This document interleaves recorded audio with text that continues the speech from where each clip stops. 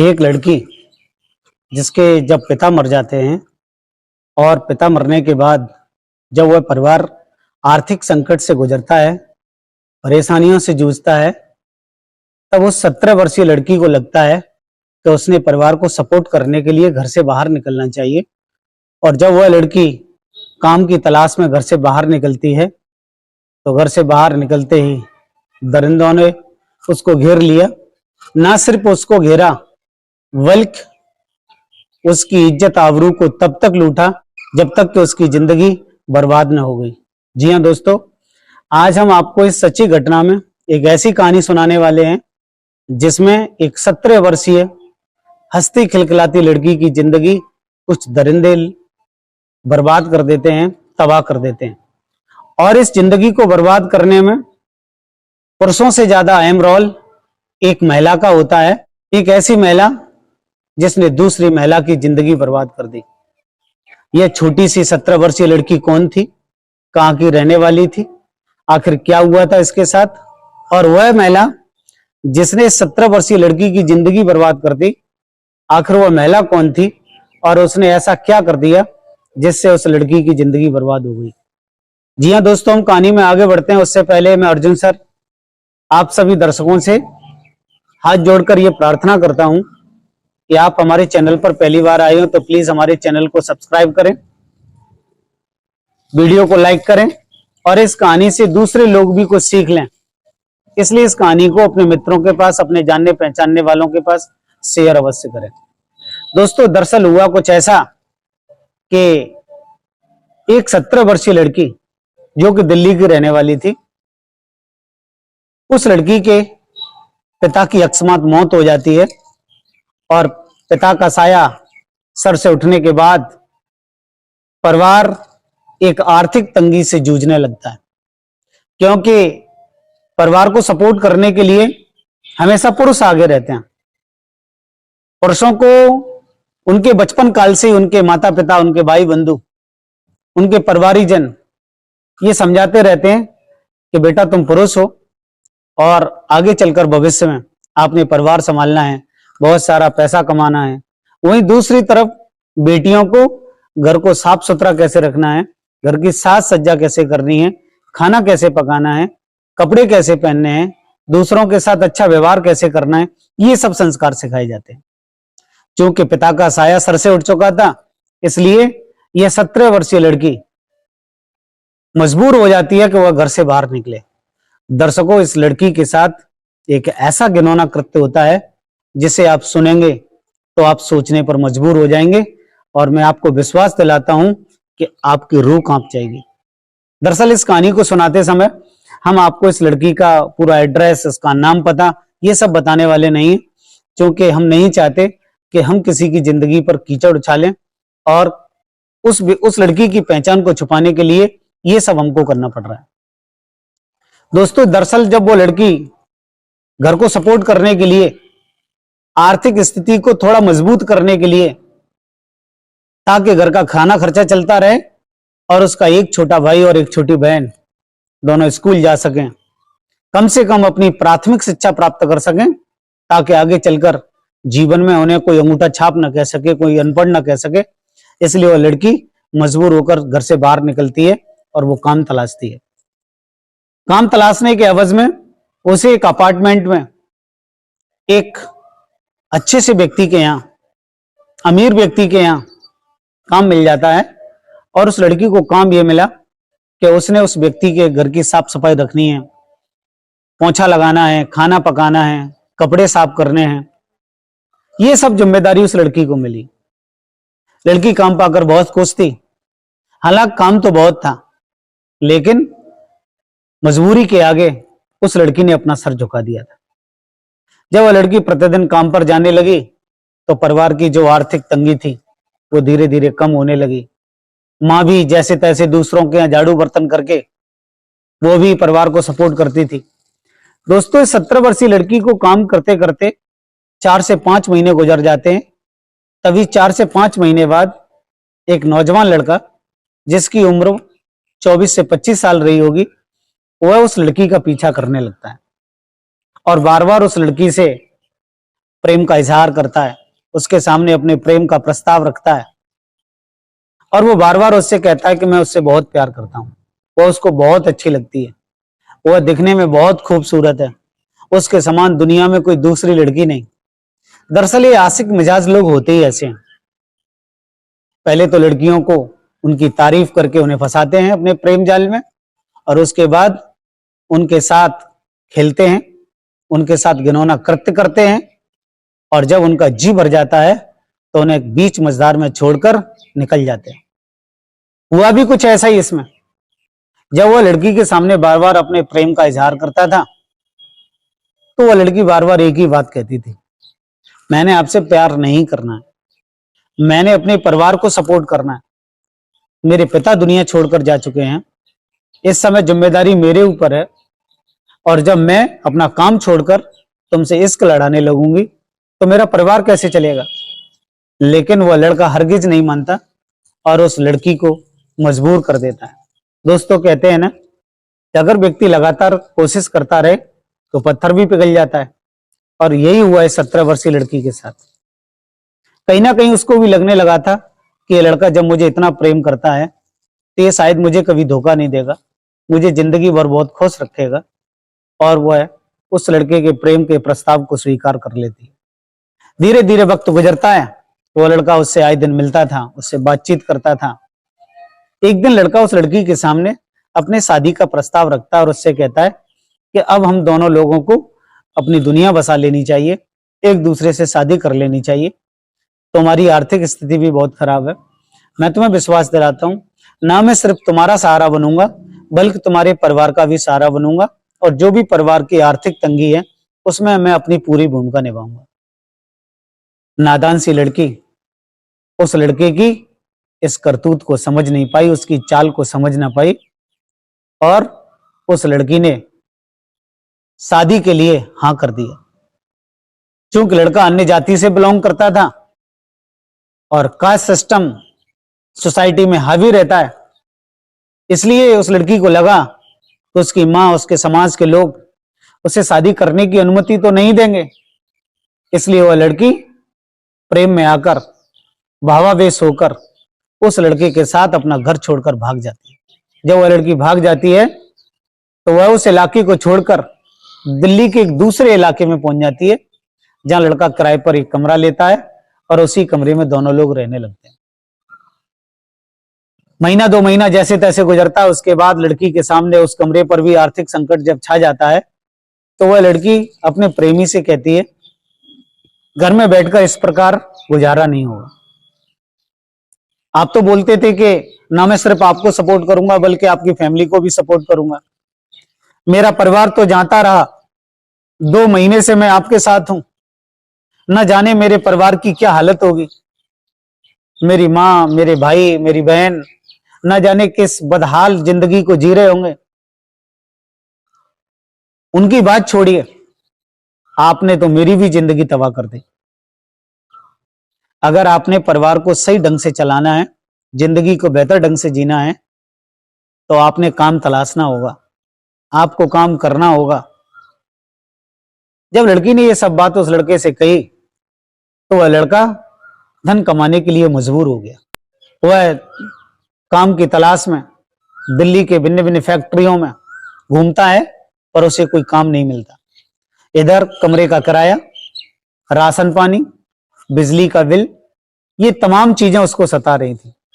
इसीलिए उसे लगा कि कोई शॉर्टकट रास्ता अपनाना चाहिए और उसने भावावेश में आकर जिस मकान में रहता था उसी मकान मालिक की तमाम वस्तुएं जो घर से बाहर रहती थी उन वस्तुओं को मालिक की अनुपस्थिति में बेच डाला। और जब मालिक को पता चला कि उसके घर की वस्तुएं बेची जा चुकी हैं तो वह सोचने लगा कि मेरे घर में किसी व्यक्ति की एंट्री नहीं होती सिवाय इस किराएदार के। मकान मालिक का जो शक था वो उसी व्यक्ति पर था। उसने उसे पूछा भी कि बेटा हमारे घर की ये सब वस्तुएं थी, वॉशिंग मशीन, बच्चे की साइकिल और अन्य सामान, वो सब यहां नहीं है, कहीं आपने तो बेच तो नहीं दिया, किसी दूसरे व्यक्ति को दे तो नहीं दिया?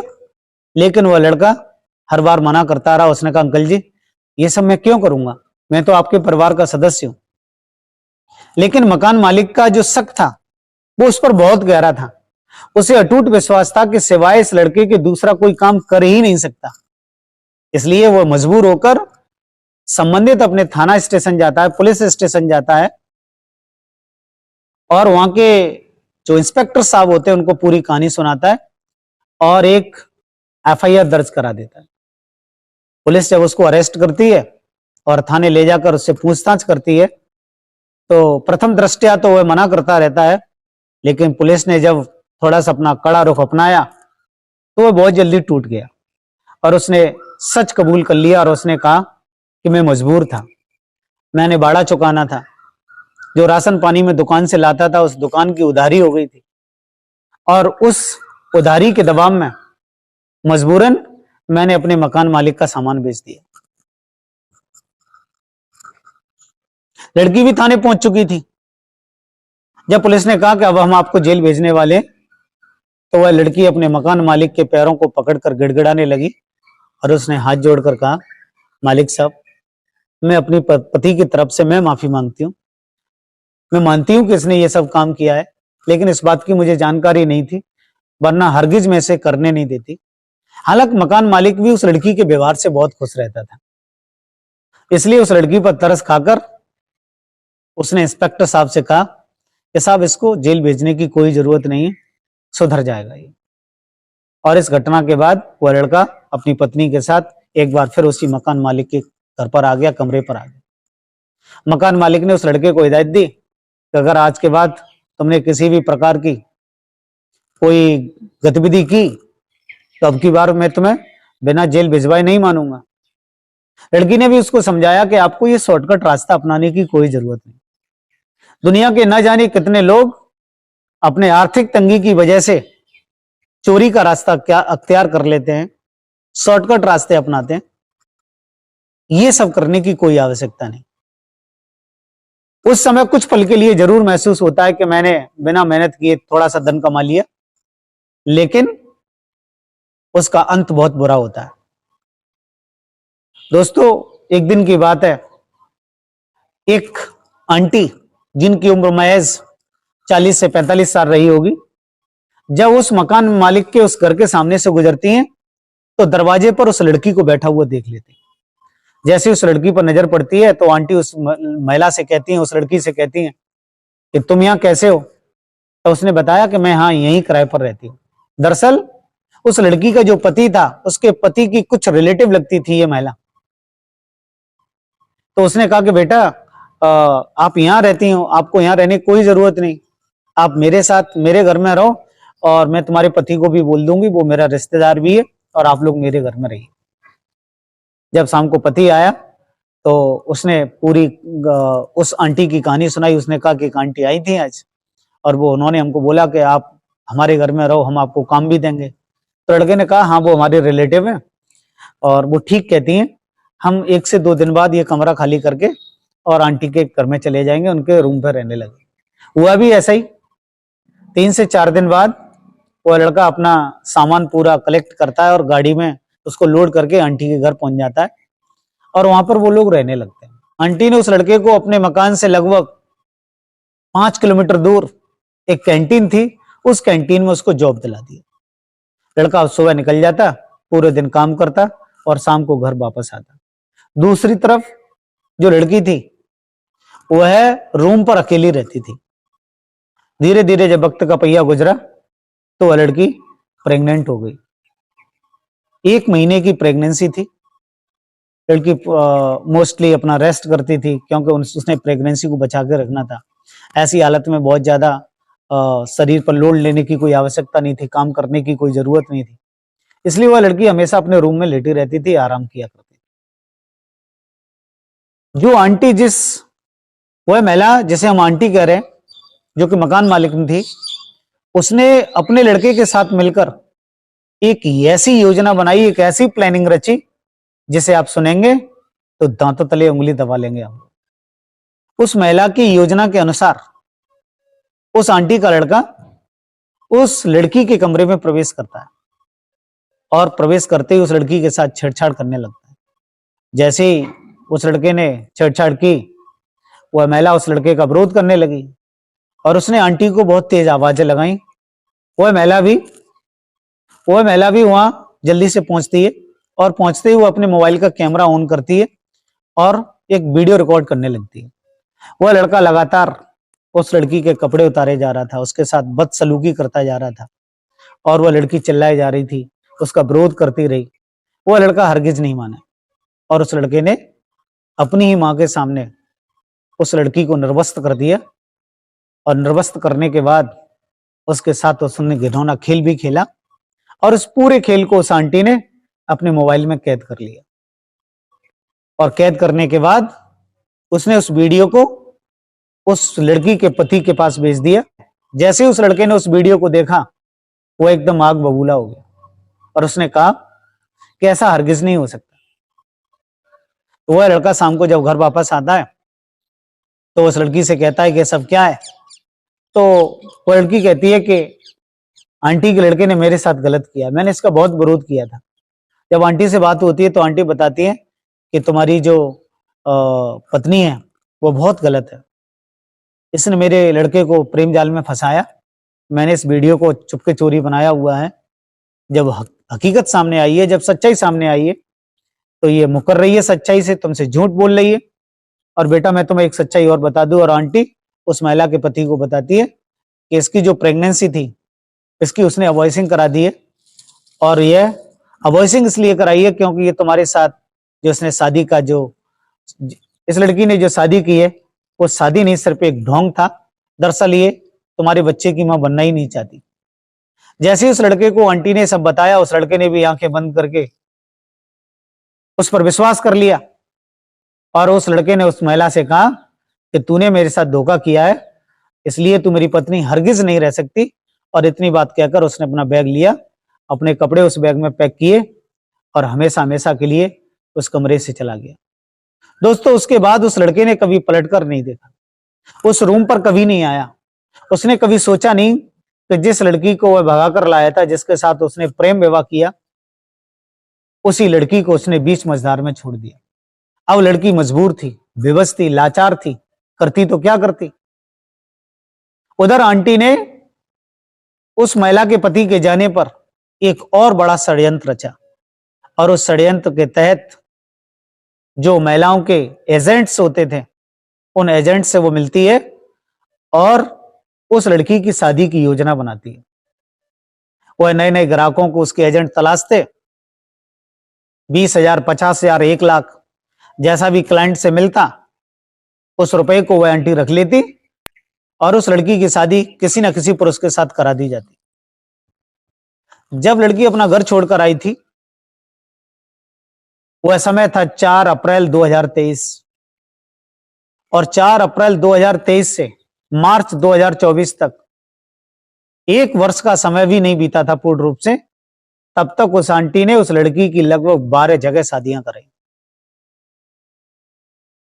एक बार दरअसल एक ऐसा वाकया हुआ कि जब राजस्थान में उस लड़की की शादी कर दी गई तो शादी के दौरान जब वह महिला अपने नए ससुराल पहुंचती है तो उसके पति को वो अपने पति को बताती है तो उसके साथ फ्रॉड हुआ है। जिस महिला ने शादी कराई है वो एक फ्रॉड महिला है, वो अब तक मेरी तमाम जगह शादियां करा चुकी है। शादी केवल 12 से 15 दिन 20 दिन तक चलती है और वह महिला बुला लेती है, अपना स्थान बदलती है और इसी प्रकार उसका नया नया शौहर ढूंढती रहती है और लोगों से पैसे हटती रहती है। लेकिन जब ये बात जब उस महिला ने अपने उस नए पति को बताई तो उसने आंटी को फोन करके कहा कि महिला ऐसा बोलती है, आप पर इल्जाम लगाती है कि आप इसकी 10 से 12 शादियां करा चुकी हो। तब उस आंटी ने कहा कि दरअसल ये लड़की आपके साथ रहना नहीं चाहती, इसलिए ऊटपटांग बातें कर रही है। सच्चाई तो ये है कि पहली बार ही तुमसे इस महिला की शादी हुई। बहुत जल्दी आंटी ने उस लड़की को उसके ससुराल से अपने कमरे पर बुला लिया और जब उसे लगा कि लड़की की जुबान खुलने लगी है, कहीं ये बात पुलिस में न पहुंच जाए, पुलिस को इसकी इंफॉर्मेशन न मिल जाए तो वो मुसीबत में आ जाएगी, इसलिए उस आंटी ने शादी का जो प्रोग्राम था उसको कैंसिल कर दिया और उसे लगा कि वह अब इस लड़की की शादी नहीं करेगी बल्कि उसको अपने कमरे पर ही रखकर इससे वेश्यावृत्ति कराएगी। और हुआ भी ऐसा ही, महिला ने उस लड़की को वेश्यावृत्ति के मैदान में उतार दिया। वह आंटी अपने घर में एजेंट्स के थ्रू 10 से 12 लोगों को प्रतिदिन बुलाती। प्रत्येक ग्राहक से 2000, 5000, 10,000 जैसा भी ग्राहक से वसूल कर पाती वसूलती, और वे सभी ग्राहक उस लड़की के साथ घिनौना कृत्य करते। ना सिर्फ घिनौना कृत्य करते बल्कि अमानवीय यौन संबंध भी बनाते। जब वह लड़की तंग आ गई, बरसों गुजर गई, हजारों लोग उस लड़की के शरीर के साथ खेल चुके थे, और जब 1 साल का पूरा समय वो गुजर जाता है तो लड़की को लगता है कि अब वह नरक की जिंदगी नहीं जिएगी, उसने यहां से, इस घर से निकलना होगा। लेकिन आंटी ने इतनी पाबंदियां लगा रखी थी कि वह महिला वहां से निकल नहीं सकती थी। लेकिन जिसके दिमाग में, दिल में हर समय यही चलता हो कि उसने यहां से निकलना है, इस कैद से छूटना है, तो कोई ना कोई रास्ता भगवान निकाल ही देता है। और हुआ भी ऐसा ही। एक पड़ोस की रहने वाली महिला जो अक्सर आंटी के घर आती जाती थी, एक दिन अचानक से उस लड़की की उस महिला से बातचीत होती है, और उसके सामने वो लड़की हाथ जोड़कर कहती है कि आंटी जी प्लीज मुझे यहाँ से निकाल लो, इस आंटी ने मेरी जिंदगी बर्बाद कर दी है। तो महिला उसको विश्वास दिलाती है और कहती है कि रात्रि के समय तुम यहाँ से निकलना और मैं तुम्हारी पूरी मदद करूंगी। योजना के मुताबिक वो लड़की रात के समय उस कमरे से निकलती है, और आंटी ने ऑटो की व्यवस्था पहले से कर रखी थी, ऑटो में बिठाकर बहुत जल्दी उसको उस इलाके से दूर निकाल देती है। और उस बेटी को सलाह देते हुए आंटी कहती है कि बेटा तुम सीधी अपनी माँ के पास जाना, डरने की कोई बात नहीं, जो तुम्हारे साथ हुआ है उस सच्चाई को बताना। और इतनी बात कहते हुए वो आंटी पुनः अपने घर की ओर वापस चली जाती है, जबकि वह 17 वर्षीय लड़की अपने घर की ओर, अपने माँ के घर की ओर चली जाती है। जैसे ही वो लड़की अपने घर पहुंचती है तो रो रो कर अपनी माँ को पूरी दास्तान सुनाती है। माँ ने भी जब अपनी बच्ची की हालत को देखा तो उसने कहा मेरी बच्ची तेरे साथ ये सब क्या हुआ है। तब उस लड़की ने अपनी माँ को बताया कि माँ मेरा अपराध तो अक्षम्य है, मैंने जो किया है वो क्षमा के योग्य भी नहीं, कौन क्षमा कर देगा ऐसी बेटी को।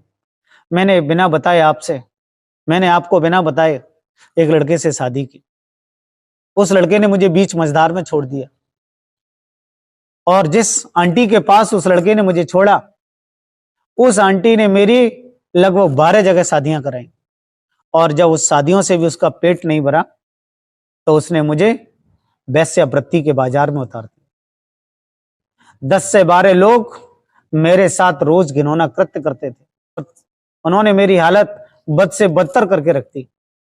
और इतनी बात कहकर वह लड़की अपने माँ के पैरों को पकड़कर रोने लगी। माँ ने कहा मेरी बच्ची जो हुआ सो हुआ, कोई बात नहीं, तुम अपनी जिंदगी की नई शुरुआत करो, जो कुछ हुआ है अपने अतीत को भूल जाओ। लेकिन उस अतीत को वो कैसे भूल सकती थी। वह महिला पुलिस स्टेशन जाती है, और पुलिस स्टेशन में जाकर जो जो कुछ भी उसके साथ हुआ उन सब के खिलाफ वो एफआईआर दर्ज कराती है। लेकिन दिल्ली पुलिस एफआईआर दर्ज करने से मना कर देती है। जब मना करती है तो महिला को लगता है कि वो बेसहारा है, कहां जाएगी। तब महिलाओं को बचाने वाली एक एनजीओ चलता था। एनजीओ की जो डायरेक्टर थी वो एक महिला थी। जब वह लड़की उस महिला से मिलती है तो ये पूरी दास्तान उस महिला को सुनाती हैं और बताती हैं कि किस प्रकार उसकी जिंदगी उसके प्रेमी ने बर्बाद कर दी, और प्रेमी के बाद जो कसर बाकी थी वो उस प्रेमी के जो आंटी थी उस आंटी ने बर्बाद कर दी। और जब उन्हीं एनजीओ चलाने वाले डायरेक्टर ने ये कहानी हमें बताई तो मुझे भी बड़ा दुख हुआ, मुझे बड़ा कष्ट हुआ कि आखिर किस प्रकार आशिक मिजाज लोग अपने तुच्छ से शारीरिक सुख के लिए किसी भी लड़की की जिंदगी बर्बाद कर सकते हैं। दोस्तों है ना बड़ी अजीब कहानी। किस प्रकार एक लड़की जिसकी उम्र महज 17 साल, पिता का साया सर से उठ चुका था, जब वह लड़की अपने परिवार की सपोर्ट करने के लिए निकलती है तो दरिंदे उसको नोचते हैं। जो भी बहनें हमारी इस वीडियो को देख रही हूं, मैं आप सभी बहनों से निवेदन करना चाहूंगा, मेरी बहनों किसी अनजान व्यक्ति से इश्क ना करो। ये इश्क का सौदा बहुत महंगा है। आज की इस दुनिया में जो प्रेमी है, जो आशिक मिजाज लोग हैं, ये भविष्य नहीं वर्तमान देखते हैं। इन्हें नहीं मालूम कि जिंदगी कैसे जी जानी है। जिंदगी जीने के लिए सिर्फ प्रेम नहीं बल्कि रोजगार, पैसे की भी जरूरत होती है। सो आप किसी भी आवारा किस्म के या अन्य किसी अनजान व्यक्ति के साथ प्रेम ना करें, नहीं तो आपके साथ भी वही होगा जो इस 17 वर्षीय लड़की के साथ हुआ। तो दोस्तों, ये थी आज की सच्ची कहानी। इस कहानी को सुनाने का मकसद किसी के विचारों को कष्ट देना नहीं, किसी को परेशान करना नहीं, बल्कि समाज को जागरूक करना है, ताकि समाज इस प्रकार की कहानियों से कुछ सीख ले और इस प्रकार की घटनाओं से बच सके। दोस्तों, हमारे चैनल पर आप पहली बार आए हो तो प्लीज चैनल को सब्सक्राइब जरूर करिएगा। आज की इस सच्ची कहानी में इतना ही। मिलते हैं फिर किसी सच्ची कहानी में। तब तक के लिए अर्जुन सर की तरफ से नमस्कार। जय हिंद, जय भारत।